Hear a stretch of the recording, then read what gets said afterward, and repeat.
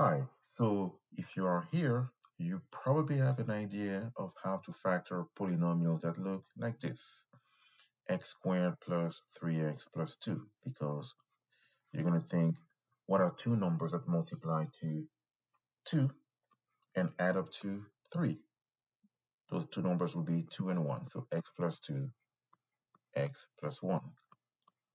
Okay, now what happens when you have a trinomial that has a leading coefficient that is greater than 1, that is not 1? You could use a quadratic formula, but that's tedious, and we don't want to use a quadratic formula unless we really have to. I can relate. Well, I got you. I'm here to help you with that today.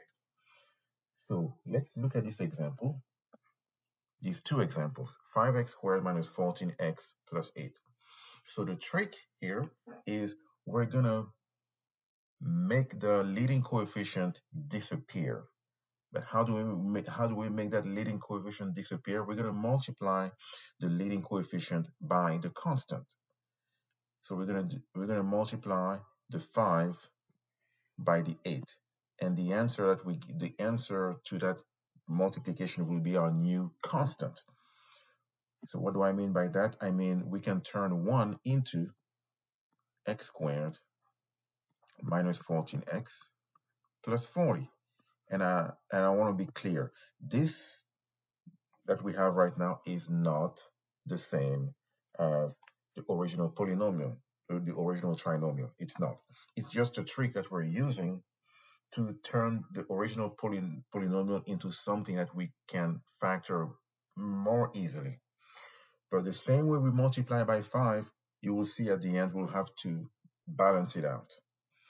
So now, how can we think of two numbers, two integers that multiply to 40 and add up to negative 14? We sure can. Negative 10 and negative 4. So you have x minus 4 and x minus 10. But now, remember, this was not the original polynomial. So how do we balance out the fact that we multiplied by 5 to get rid of the leading coefficient? Whatever the two numbers that we got in the parentheses, we're going to divide both of them by 5. So you're going to divide by 5, and you will simplify where possible. So I'm going to start with the second parenthesis. 10 over 5 can be simplified as 2. So you're going to have x minus 2. But 4 over 5 cannot be simplified. So in that case, what you're going to do is you're going to drag the 5 ahead of the x. And that's how you balance out the multiplication by 5 that we did over here. So now you're going to have 5x minus 4 times x minus 2. Now let's double check that this ends up being the answer to the original polynomial. 5x times x, that's 5x squared. 5x times negative 2, that's negative 10x. Negative 4 times x is negative 4x, okay. And negative 4 times negative 2 is positive 8, plus 8. Let's add like terms, and we get 5x squared minus 14x plus 8. Would you look at that? So the key here is we turned this problem that looks a little intimidating into a much easier problem by getting rid of the 5. And the way we got rid of the 5 is by multiplying the 5, the leading coefficient, by the constant, and that became our new constant. Let's do the same in the second question. So the second question, we have 3y squared plus 2y minus 16.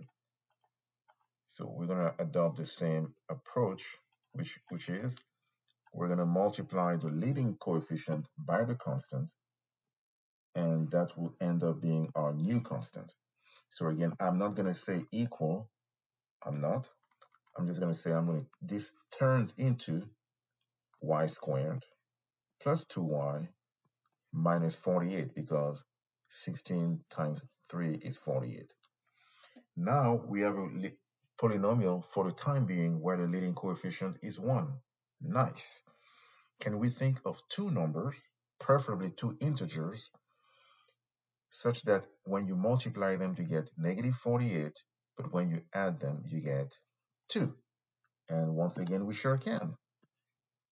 So 8 and 6, but they have to be in opposite signs because you see here you have a positive and a negative.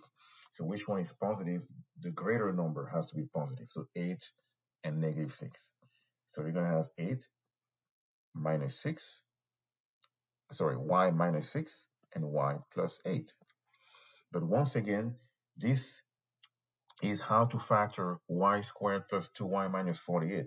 That's not the original polynomial. The original polynomial had a leading coefficient of 3. So the same way we multiply by 3 to make the problem easier, we have to divide by 3, but we have to divide the numbers in the parentheses, the constants. So you divide by 3, and you divide by 3, and you simplify where possible. So the first parenthesis is going to turn into y minus 2 because 6 over 3 is 2. The second parenthesis, we cannot simplify 8 over 3. So what we're going to do is we're going to move the 3 ahead of the variable. So it becomes 3y plus 8. And like we did in the first problem, we're going to double check our answer by expanding or using FOIL.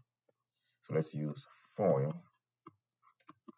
Y times 3y is 3y squared. Y times 8 is plus 8y.